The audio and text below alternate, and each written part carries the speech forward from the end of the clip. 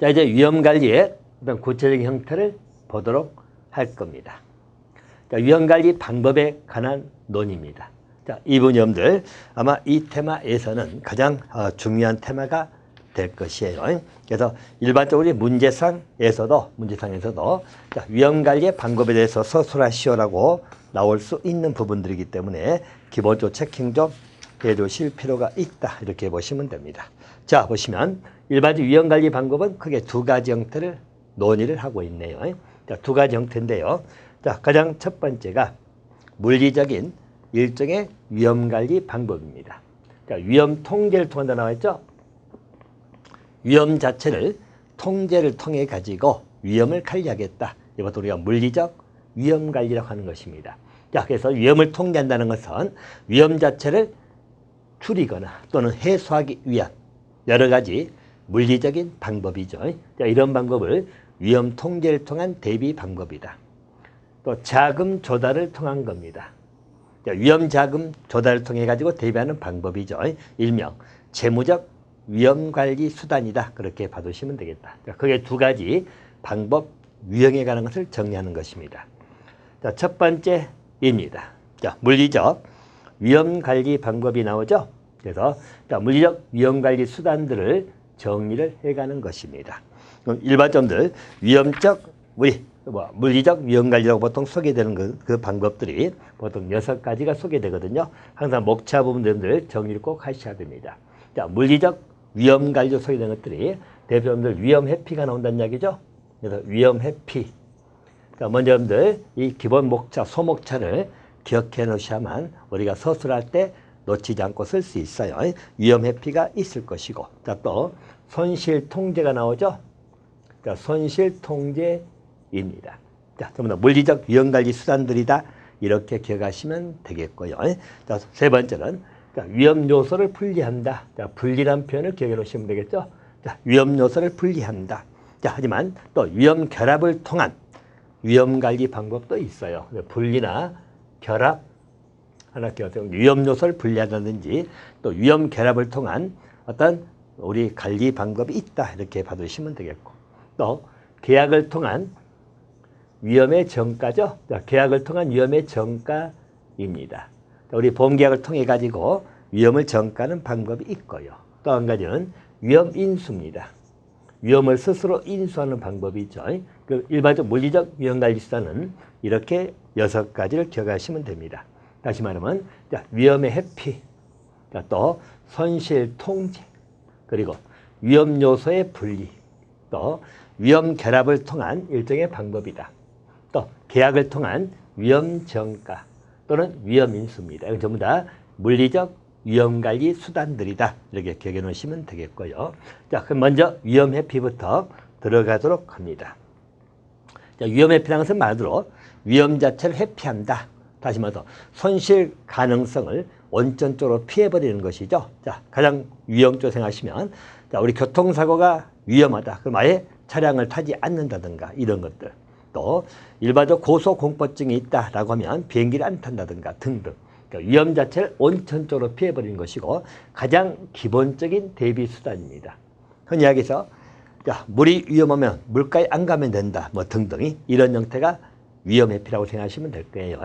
자, 그래서 그 해는 방법을 말합니다. 자, 유형이 나와 있죠. 자동차 사고 위험하다 생각하면 자동차 타지 않는다. 또 고소공포증이 있다면 비행기 타지 않는다. 자, 물에 빠진 걸 두려면 배를 타지 않는다 등등 위험 회피의 유형이다. 이렇게 봐두시면 되겠고요. 자, 위험 회피의 기능입니다. 자, 일단 위험 회피를 해버리면 별다른 수단이 필요 없죠. 그래서 다른 뭐 관리할 필요는 필요가 없다. 아예 안 가면 되기 때문에 특별한 위험 관리 수단이 필요가 없기 때문에 가장 편리한 방법일 수도 있다. 이렇게 보시면 되겠고요. 자, 문제는 이것은 우리가 어느 정도 예측되는 위험에 대해서는 가능하잖아요. 그런데 항상 가능한 건 아니다. 다시 말해서 또 다른 위험을 초래할 수도 있고 또 상당한 이득을 포기할 수도 있죠. 차를 타고 가버리면 뭐 걸어가게 되면 굉장히 피곤할 수도 있고 고생이 될 수도 있고요. 이런 경우가 있다는 것이죠. 다리도 아프고 시간도 많이 걸린다. 또 한 가지는 위험을 회피하기 위해서 우리가 예상할 수 있는 위험이면 회피할 수 있지만 예측하지 못한 위험은 회피가 곤란하잖아요.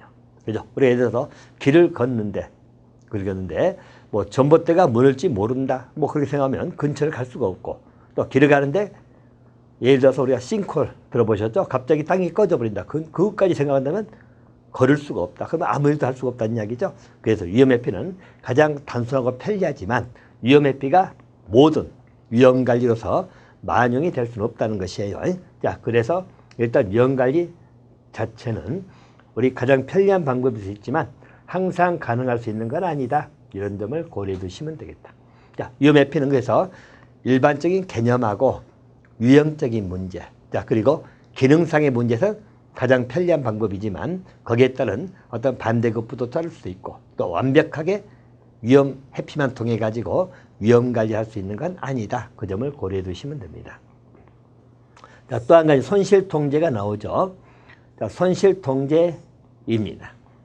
자, 이 손실 통제는 손실의 발생 횟수, 아까 빈도라겠죠? 빈도, 또 규모, 심도. 자, 그래서 손실의 발생 횟수나 규모를 줄이려는 기법, 도구 또는 전략을 통해서 우리가 손실 통제다. 손실 통제란 그 개념 자체는 손실의 발생 횟수, 또 발생 규모, 자, 그리고 일반적으로 줄이려는 기법 또는 도구 또는 그런 전략을 총칭해서 손실 통제다. 이렇게 잡아두시면 되겠고요. 아울러서 일반적 손실 통제는 이게 발생을 그걸 복구하기 소요되는 비용은 간접 비용과 또 기타 비용으로 급격히 증가할 수 있다고 나와 있죠. 자, 그래서 일반적 손실 발생을 사전적으로 억제, 예방, 축소, 이게 더 훨씬 더 바람직하다는 인식을 전제로 하고 있다. 그래서 여러분들 항상 손실 통제를 하는 것은 가장 좋은 건 예방적 측면이 가장 좋은 것이고 또 예방을 했다 하더라도 발생하는 손실이 있다면 그 손실을 감소시키는 방법, 이게 이제 가장 우리가 손실 통제 중점이 될 거다. 이미 발생된 손실 사후 우리가 수습 처리하는 데는 비용이 많이 들잖아요. 그래서 가장 손실 통제 중요한 방법은 예방이나 감소 뭐 이런 쪽에 초점 맞춰서 본다고 생각하시면 될 거예요. 자, 그래서 손실 통제는 손실 예방이 나오죠. 손실 예방. 자, 또 손실 감소. 자, 이 두 가지를 기본적으로 바탕에 정리하시면 됩니다. 자, 손실 예방이라는 것은 특정 손실의 발생 가능성 또는 발생 빈도죠. 그걸 줄이는 일련의 조치를 예방 조치다. 특정 손실에 관해서 발생 가능성 또는 발생 빈도를 줄이려는 일정한 조치다. 자, 이걸 손실 예방이다. 이렇게 봐두시면 되겠고요. 자, 그래서 이제 손실 예방 수단에서 여러 가지 논의가 나오지만 우리 고속도로 상에서 속도 제한 조치를 취하고 있다. 어느 정도 예방적 측면입니다. 또 홍수 예방을 위해서 댐을 건설한다든가 또는 음주 단속을 한다든가 또 화재가 발생할 때 화재 전이를 차단하고자 하는 방화벽을 설치한다든가 또 교통사고 예방 캠페인 등이 제시되고 있죠. 이런 건 손실 예방의 유형들이다. 이렇게 봐두시면 되겠네요. 그래서 손실 예방은 개념상 문제, 특정 손실의 발생 가능성이나 그 발생 빈도죠. 이걸 줄이려는 조치. 그래서 일종의 이제 발생을 줄이려는 그 조치를 예방이라고 생각하시면 되겠고요. 그 유형에 관한 것은 속도 제한이라든지 방화벽 설치 등등을 기억해 두시면 되겠습니다. 자, 손실 감소입니다. 자, 대표적인 스프링클러 보이죠? 자, 그래서 화재가 발생을 했다. 예방 모드에서 발생했습니다. 근데 그 화재가 전소되는 걸 차단하기 위해서 스프링클러가 설치가 되면 어느 정도 손실을 줄일 수 있는 그런 형태가 되겠죠. 특정 손실의 규모를 줄이려고 하는 것. 자, 규모를 줄이려고 하는 것은 손실 감소다. 이렇게 봐두시면 됩니다. 자, 그래서 일반적으로 우리 심도에 관련된 것이 손실 감소다. 라고 생각하시면 되겠고요. 자, 예방은 일종의 빈도를 줄이려고 하는 거다. 이 두 개 구별해 두시면 됩니다. 자, 빈도는 발생 횟수라겠죠. 빈도를 줄이려고 하는 것이 손실 예방. 자, 심도를 줄이려고 하는 것이 바로 뭐죠? 손실 감소. 이 두 가지가 우리가 본 손실 통제다. 라는 것을 기억해 두시면 되겠다. 결과적으로 손실 통제라는 것은 우리 빈도하고 심도를 줄이려고 하는 거다. 자, 빈도는 발생 횟수를 말하고 자, 심도는 우리 손실 규모를 말하는데요. 일단 심도를 줄이려고 하는 것이 손실 감소다. 이렇게 봐두시면 되겠고요.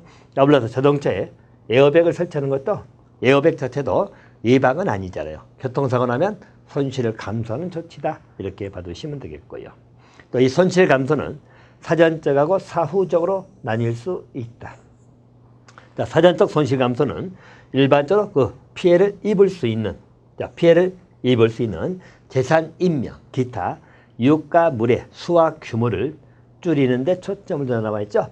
자, 그래서 일반적으로 수와 규모를 줄여버리면 손실이 발생하더라도 피해를 줄일 수가 있다. 손실을 감소할 수 있다는 이야기예요. 자, 그래서 줄이는 데 초점을 맞추는 것이 사전적 손실 감소다. 자, 사후적 손실 감소는 손실 요소를 확대시키는 것이다. 그것을 방지하고자 하는 것입니다.